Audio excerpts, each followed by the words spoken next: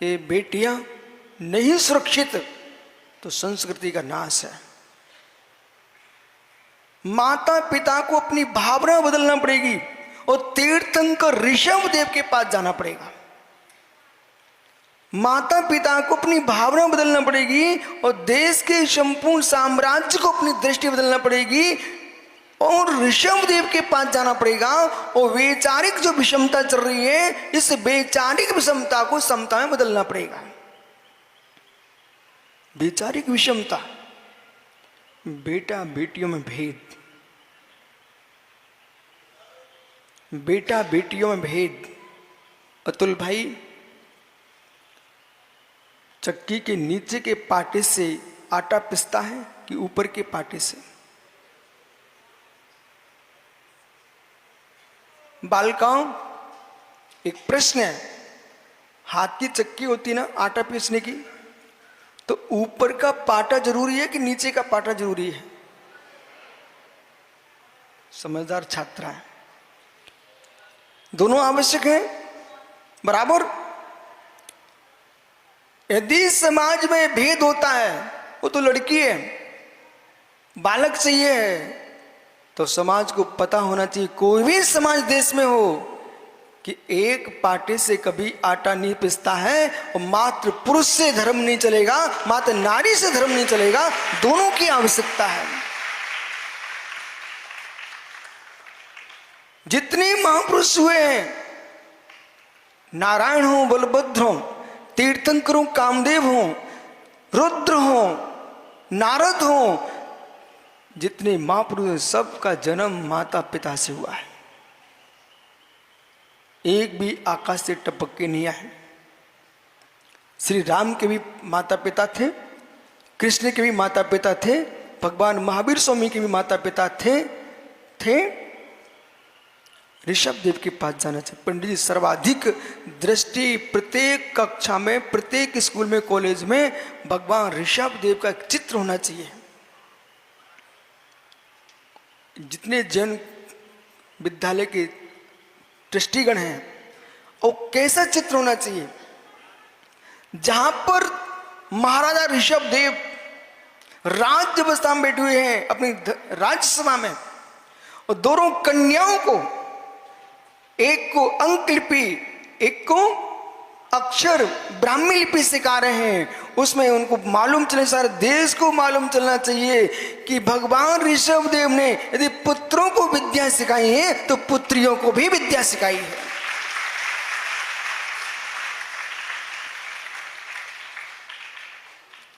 इस भारत की भूमि पर प्रथम सम्राट कोई हुआ है तो महाराज ऋषभ देव हुए हैं। इस पृथ्वी पर वर्तमान में प्रथम चक्रवर्ती हुआ है, उनका बेटा भरत हुआ है, और जिसके नाम पर इस देश का नाम भारत पड़ा हुआ है। उन ऋषभ देव ने विद्या पर स्थान दिया, विद्या का स्थान दिया, तो आज लोक में ब्राह्मी लिपि जगह दिख रही है, उनकी बेटी ब्राह्मी के नाम पर है। और जो अंक हैं, अंक विद्या, गणित विद्या, सारी विद्याएं सिखाई उन्होंने ब्राह्मी और सुंदरी के लिए। जहां लोगों ने ये कहा, राकेश जी, लोगों ने ये कहा कि नारी पैरों की जूती है, भोग्या है, जिनकी दृष्टि तुच्छ है। जहां लोगों ने ये कहा, राकेश जी, लोगों ने ये कहा कि नारी पैरों की जूती है, भोग्या है, जिनकी दृष्टि तुच्छ है, ऐसे लोगों ने ऐसे शब्द का प्रयोग किया। जिसने नारायण कृष्ण जैसे लाल को अपनी गोद में खिलाया हो, जिसने तीर्थंकर जैसे महापुरुष को जन्म दिया हो, वो पैरों की जूती कैसे हो सकती है? दंभी लोगों के दम्भ हो सकते हैं, जिन्हें संस्कृति का बोध नहीं है और प्रकृति के प्राकृतिक स्वरूप का बोध नहीं है। आवश्यकता नहीं है श्रेयांश पंडित जी, जितने लोक में ज्ञानी लोग हैं वे ज्ञानी हों, आवश्यकता नहीं है। जितने ज्ञानी वे ज्ञानी हों। ज्ञानी होने का मतलब अक्षरों को गिन लेना ज्ञानीपना नहीं होता है। ज्ञानी वे होते हैं जो संसार की समदृष्टि में सब पर समदृष्टि रखते हैं।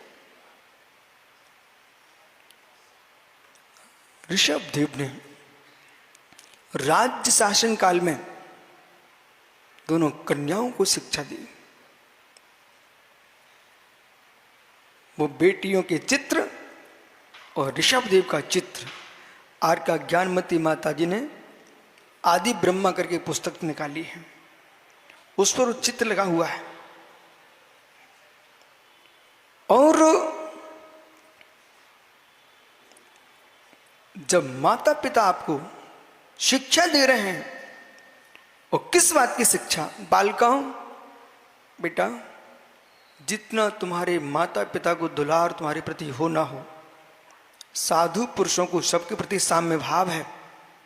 और जब तुम जैसी बेटियों के लिए कोई पत्थर से कुचरता हो, कोई जमीन पर पटकता हो, पंडित जी अभी एक कन्या को बिठाल करके आंख में पट्टी बंद गोली मार दी, आपके दिल्ली में पत्थर से कुचर दिया, क्या चेहरे देख के किसी से प्रभावित होकर चल देना? और माता पिता का दायित्व है संतान को जन्म देने के साथ साथ संस्कार को भी जन्म देना चाहिए। जो संतान को जन्म देना जानते हैं वो संस्कार को जन्म देना नहीं जानते हैं। वे यूं मानना चाहिए जैसे पशु पक्षियों के जीव पिल्ले घूम रहे हैं घूरों पर, जन्म दे दिया माता ने और अब घूम रहे बेचारे। ये मानव जाति है, इसमें जन्म मात्र नहीं दिया जाता है। बाहर के पशुओं ज्ञानी इसमें संस्कार का जन्म दिया जाता है। और यदि कन्याएं शिक्षित हो गई तो पूरा देश शिक्षित हो जाएगा। और लगता है कि महापुरुषों की दृष्टि कितनी विशाल होती है। पंडित जी, भगवान ऋषभदेव को मालूम था कलयुग आएगा तो क्या हालत होगी। वैसे तीर्थंकर की कन्या नहीं होती है, ये हुंडा सुपड़ी काल का प्रभाव है। चक्रवर्ती का मान भंग नहीं होता है, तीर्थंकरों कन्या नहीं होती है, भगवान पर उपसर्ग नहीं होता है। तीर्थंकरों का जन्म, संपूर्ण तीर्थंकरों जन्म अयोध्या में ही होता है और निर्वाण सम्मेशिकर रूप से होता है। फिर भी इसमें विषमता आई है, एक काल दोष है। लेकिन आज श्रेयांश बड़े अच्छे खुश होकर के कह सकते हैं गुरु जी कि भगवान ऋषभदेव के भले काल दोष से कन्या हुई हो, लेकिन इस काल दोष से बहुत अच्छा हुआ कि कन्या हुई। बोले क्यों?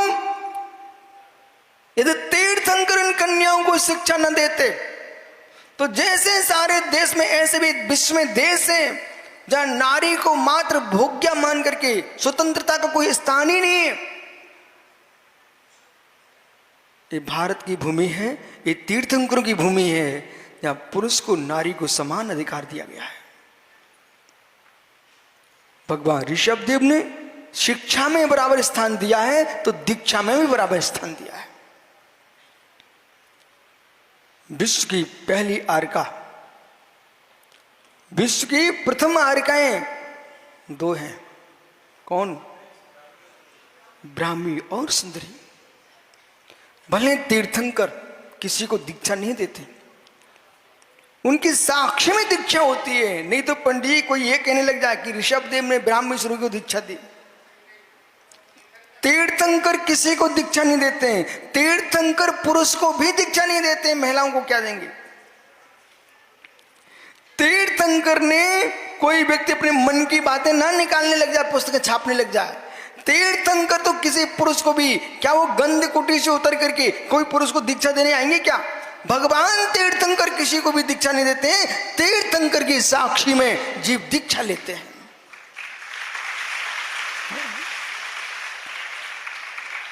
साक्षी में। वो साक्षी कैसे? जैसे पंचकर्ण प्रतिष्ठा महोत्सव में आपके यहां प्रतिष्ठित प्रतिमा एक जाति सबसे पहले, प्रतिष्ठा मंच में अतुल प्रतिष्ठित प्रतिमा जाती है, उनके साक्ष्य में संपूर्ण प्रतिष्ठित प्रतिमाओं की प्रतिष्ठा होती है।